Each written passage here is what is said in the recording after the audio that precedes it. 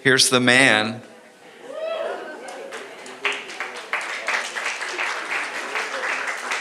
He's real busy hugging people.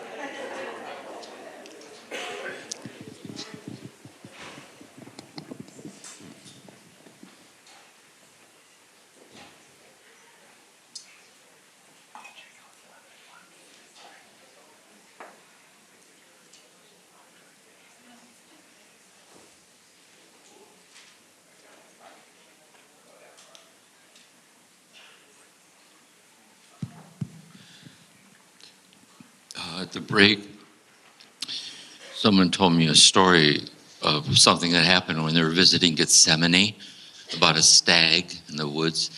And so I thought I would share. I put this in the memoir too. This is a big thing for me. In Kentucky in the winter, it doesn't snow that much, but it does snow. And there was a lot of snow. And I used to walk alone in the woods. And I walked out in the snow into the woods where I would go sit. And I sat in the snow at the base of a tree.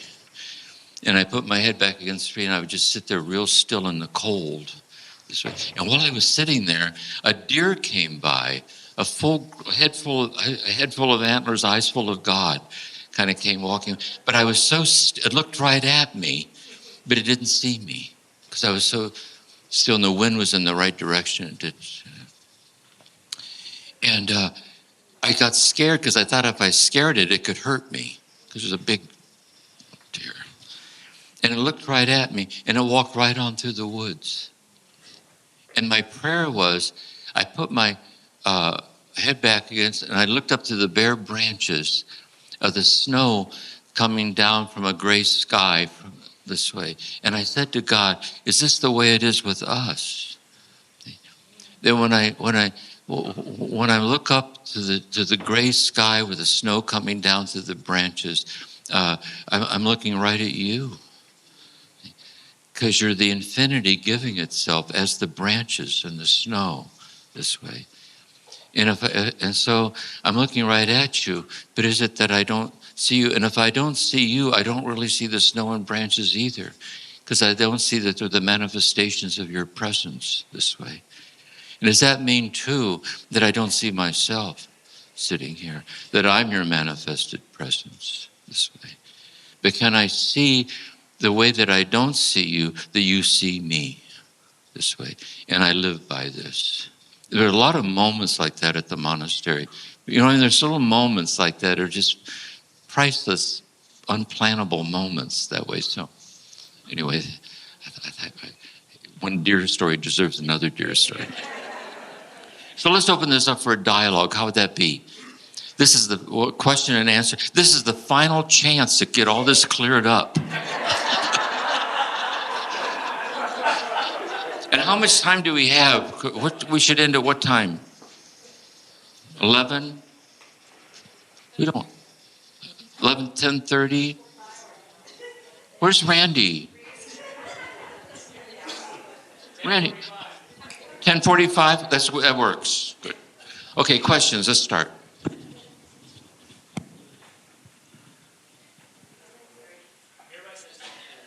What? 10:30, great. No, that's just 10 minutes. Is it 10:15? Seriously?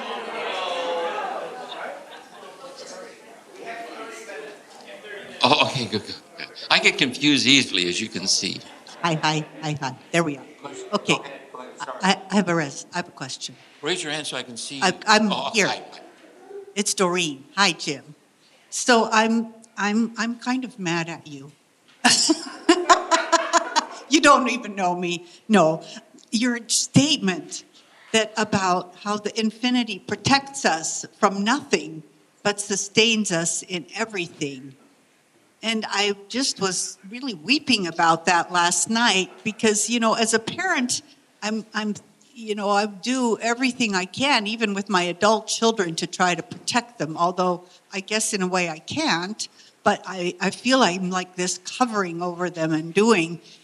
And so I'm struggling with, why would I pray if God isn't protecting me? But I pray all the time for the protection for myself and others. And so can you say just a few more words about that? Because I'm a little mystified. Yeah. This is my sense of it. This is my sense of it. God protects us from nothing, if you've noticed. Look what happened to him. I mean, seriously, he was executed. He was executed. There's people right now dying on the streets, being killed all over the world. God isn't. I live in the city of Los Angeles. In the city of Los Angeles, there are little girls who are going to be incested tonight again. And God isn't going to stop a single one of it. There are little boys who are going to be beaten again. Seriously. And God isn't going to stop a single one of it. And it's happening all over the world. It's like that. It really is like. Every trauma survivor knows this. See? So we're protected from nothing, but we're unexplainably sustained in all things. How so? God depends on us to be a nurturing, nonviolent person. God depends on us to be the one who, being nurturing and nonviolent, is there to protect and nurture and do our best to nurture. But here's the key. To do our best to nurture and protect, grounded in an inner peace that's not dependent on the outcome of our efforts. Because maybe the one we're trying to protect is not going to go well for them. But they don't belong to us. They do not belong to us. That's their life and that is their death this way. And that's the mystery of it this way. I used to think in psychotherapy, working with trauma, when I would start serious trauma work, I would hope that our time together would be helpful, and it usually was helpful. But I had to realize it might not be helpful. It doesn't always end well. And if I'm not willing to know that it might not end well, I can't do the work. See? If I can only be at peace if it ends well, I can't do the work. And so I have to be willing to go with the flow to do the best I can and to gather up the pieces, but grounded in an inner peace. And another way to look at it in meditation practice. See, listen to your next inhalation, from whence does it arise? Really? To be at the deathbed of the dying loved one, it's very clear your next heartbeat is more given by God than by. It doesn't lie within your power to give yourself your next heartbeat. Lest we be presumptuous. It arises, and we are sustained in the unfolding of our days, in our passage through time, this way. And basically, we're here for a very short time, basically to learn how to love, really. And when we die, we vanish away, just like we mysteriously emerged out of God. We vanish away back into God. The circle completes itself this way. And here we are. Like this.